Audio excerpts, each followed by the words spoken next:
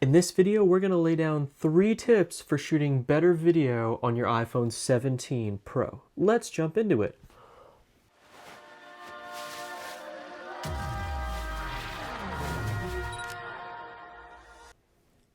Peekaboo. We're going to run through 3 things: setting up the grid for framing, stabilization, and audio.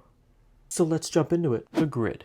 So you're ready to start filming and you may not know where to put your subject. Maybe it's you. What's the best framing? Is it here? Here? Maybe over here? Is it down here? Or maybe back here? Well, let's turn on that grid and see how it can help. So it's kind of hidden. If you started in the camera app, swipe up and get out of there, go to your settings, scroll down till you see camera, scroll one more time down to where you see composition, and go ahead and tap on that grid. Now you can go out, back to your camera app, and the grid lines will appear. Don't worry, it's just an overlay. It won't be in your final footage. So what is it? How would you even use it? Well, in professional terms, it's called the rule of thirds. You want to have the subject on either the horizontal or the vertical or the intersecting lines, making the framing more pleasing to the eye. Basically, you now have a guide for framing your video. Let's take a look at some examples.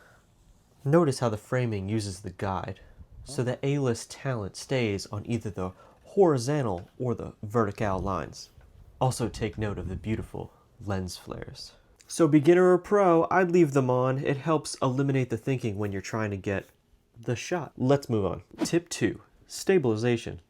Well, I've tested stabilization on the iPhone 17 Pro before, and let me tell you, it was horrendous, or so I thought. Somehow I missed out on the action mode, didn't even realize it. Let me show you how you turn it on. We'll go outside and test it. With your camera app open, make sure you're in video mode. Go ahead and tap on those 6 dots in the upper right-hand corner. You'll see the action icon there. When you tap it, it'll turn yellow, and that's how you know it's on. Now let's test out that stabilization with the A-list actors I hired. I do need my sunglasses. No, okay. She doesn't need her sunglasses. First up, no stabilization.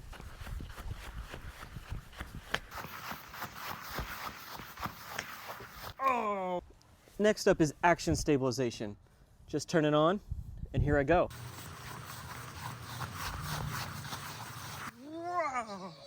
To be honest, I think the normal and the action were pretty close. The action one was definitely more stable, but I'm impressed. Way better than I thought it was. Something that was surprising to me is the action mode works in all of the lens choices. The 2 times, the 4 times, even the 8 times. Tip 3, audio. Did you know you can use the AirPods as a wireless mic? Yeah. Of course, the phone picks up audio fine when you're in a good area and it sounds good. But let's say you have some crazy kids behind you and maybe you want to get a little closer to the microphone. Yes, how can I help you? Hi. So typically I use one of these while I'm recording, but if you're going to use your phone, this is the natural phone audio, which is totally fine for most of the things you're doing, unless of course you got 2 crazy girls behind you. Before we jump into the test, let me show you how to set up your AirPods as a wireless mic. With your camera app open in video mode, swipe down from the top right and tap on your camera controls. Here you'll see the input. Change your input to AirPods. Then you can jump back into your camera. Not straightforward, right? Let's jump back outside and see if we can hear a difference in quality or background noise with using the AirPods or not.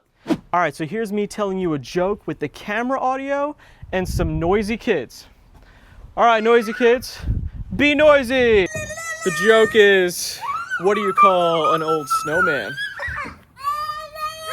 All right, here is an AirPod in the ear. And now we'll say the same joke with maybe the answer with some noisy kids. Where's my noisy kids? All right, so the joke is, what do you call an old snowman? A puddle.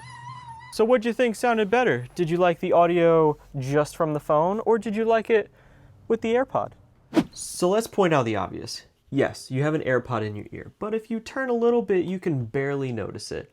But it depends on the situation you're in, which is nice because you can just use one AirPod. But what do you think? Will you be using AirPods on your phone when you're filming, or is the natural iPhone audio good enough? Let me know in the comments which way you're gonna do it. And that's it. Now you have 3 more iPhone 17 Pro tips in your back pocket, or front pocket, side pocket, or wherever you keep your tips. or pockets.